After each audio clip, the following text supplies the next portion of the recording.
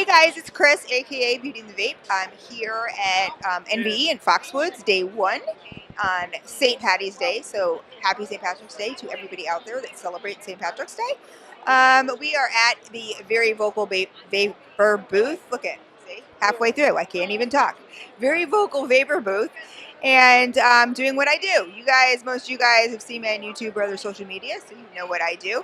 And we have Caleb here, and Caleb wants to tell his vape story. And first of all, I want to thank you, Caleb, for sitting down and taking the time. This is very important. Everybody's vape story is important. Sending these stories to representatives is important. The more stories we get, the more that are sent to representatives, the bigger the ruckus we make, the better our chances are of winning this battle, and especially at the state levels.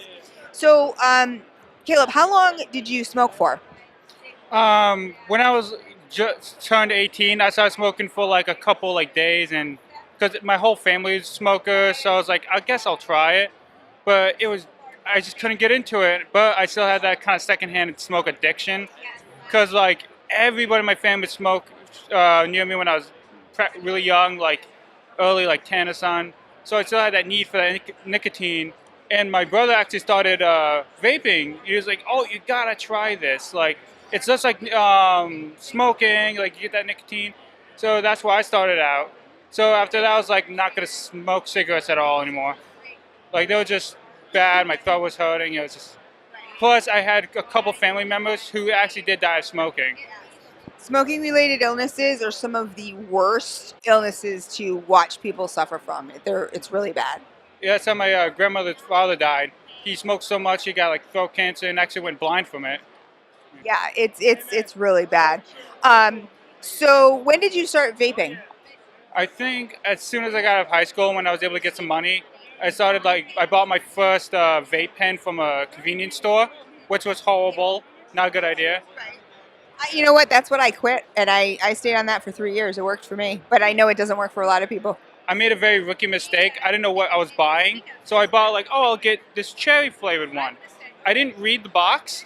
It said ultra high nicotine content. So my throat was destroyed after that. I was like, I didn't know anything about changing the wicks in them or anything. So I went to my local vape shop, and he was like, "Okay, this is what you gotta do. You gotta get this thing. You gotta change it this often. You gotta get all this stuff," and very informative. Yeah, and it's glad to hear. I'm very happy to hear of vape stores that are. Do you want to shout out that vape shop? Vape place in Montville, Connecticut. There you go. Vapor Express, my bad. Vapor Express. There you go. Shout out to Vapor Express in Montville, Connecticut, because it's really great to hear about shops that are informative, because there's so many out there that are not, and it's really sad. Because that person that you are not informing in the correct way or the correct manner or mannerisms or whatever could be somebody whose life you're changing. So if I understood you correctly, so you were smoking for a little bit and then you went directly to vaping? Yes. Like I smoked maybe a couple cigarettes, and I was trying cigars too, which is even worse than cigarettes. Which I smoked more cigars than I did ever cigarettes. Can you tell my dad that, because he thinks smoking cigars is better? That was his alternative, was smoking cigars. Yeah. I've done the research, and they are 300 times more potent than a normal cigarette, and you're inhaling that for an hour's longer, and buying these big ones, and they're just not safe for you. Okay, can I show this video to my dad? Absolutely. Yeah. Okay, thank you, Dad. This one's for you. So, what device and nicotine strength did you start with, and what do you use now? Well, obviously you told me. Yeah, I started with a pen, and I went to go at 6 at one point, but that was not good. So I always keep it at a 3, nice and nicotine. And this is my carry around, mess around vape. I've heard good things about that. Oh, it's a very good, just standard have fun vape. Nothing complicated, not too expensive. I got this for $40. Very nice and cheap. It's in my bag. I'm not gonna get it. Yeah. The one I use now, I don't know what it's called, but it's like a standard box mod. It's the most common one you see at these conventions that they use for displaying and testing. It's a very good one. It goes up to like 200 watts. Watts, yeah. So it's a very good one. Yeah. And I think what people need to understand is that a lot of people are like, oh, vaping's so expensive. If you're a hobbyist, like I'm a hobbyist, I mean, I'll admit it. But I also do vape reviews, so it's kind of in a different realm. But it's really not that expensive. If you find something that works for you and you just stick with it, it's not that expensive, and it's a lot cheaper than buying a carton of cigarettes. Yeah. I was actually thinking, oh, if I'm going to get a vape, I have to get these big expensive ones. But I did that, and I bought this really expensive one. And I was like, it's not good. It's not for me. So I downgraded like my tank, downgraded my machine. I was just a lot happier, and my wallet was very thankful for it. Yeah. There you go. Now you can spend that money on other things. And so, did you try to quit? I think you already answered this question, but so you didn't use patches or Chantix or anything else like that to try to quit, or have you? I didn't have to because I wasn't smoking that much beforehand. So there was it wasn't a very strong addiction to it. So I was able to just curb it with vaping, which is all the satisfaction of the nicotine without any of the side effects. Even the pads and gum is still not good for you. And what a lot of people don't realize too is that I know my mom. My mom's been a smoker forever, and she was trying the patch, and she was smoking on the patch, and she almost had a stroke. That is very bad. My mother did the same thing. She actually had an allergic reaction to the actual adhesive, Yes. and they were burning her skin. And I was like, you gotta try something else, Mom. Try vaping. That's why I'm getting my dad over there. I'm slowly getting him into vaping. That's why he's here, actually. Right. Yeah. That's awesome. That's excellent. Took a couple years, but Well, and my parents are in their 70s, but I'm still hoping, because I'm a dinosaur. But I just had a birthday, and I'm not gonna tell you how old I am. But when the T-Rexes roamed the earth, I was around. No, just kidding. I'm not that old, but and that's what's great, and that's what's great about this community is that people really do turn around and share their information. And you know what? You may not get your dad, today, tomorrow, the next day, and like you said, it took you years. yeah. But eventually, people need to come to things on their own. But you're planting that seed, Yeah. and that's so important. And by you sitting here too, telling your vape story, you're advocating. Yeah. And it's so important that your voice is just as important as anybody else's in this room. So it's really, really important.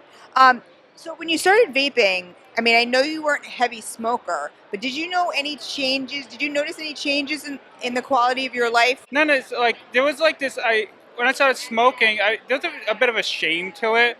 It was because growing up in the modern age, people heavy smoking's bad. You're bad for doing it, and there was a kind of stigma. I felt kind of ashamed of doing it. But with vaping, there's such a strong positivity to it that I love. When you see another vape on the street, you just give a nod. There's a connection there.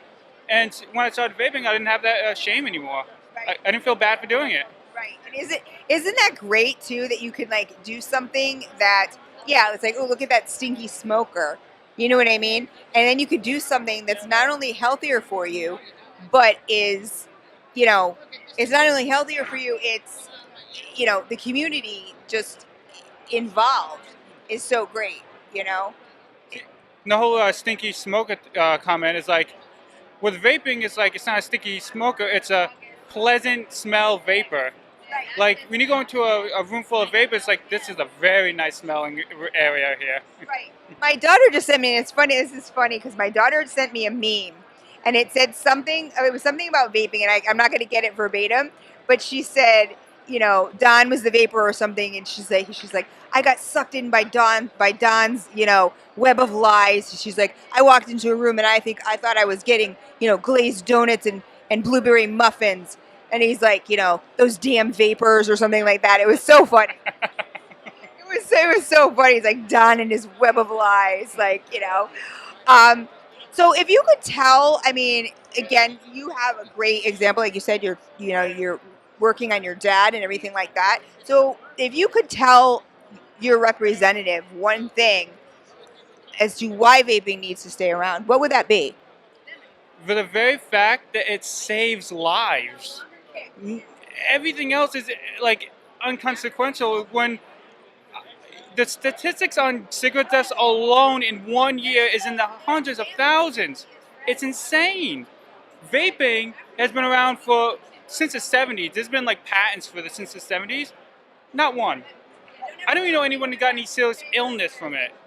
Like you got that popcorn lung thing, but that's not even substantiated with any research or evidence. It's completely healthy. It satisfies the need for nicotine, and it's just all around a pleasant, innocent thing to do. And the idea that anyone would stigmatize that, but not smoking, is insane to me. Yeah. You know what? And that's so funny too. But I mean, people have a lot of money to lose. They have a lot of money at risk.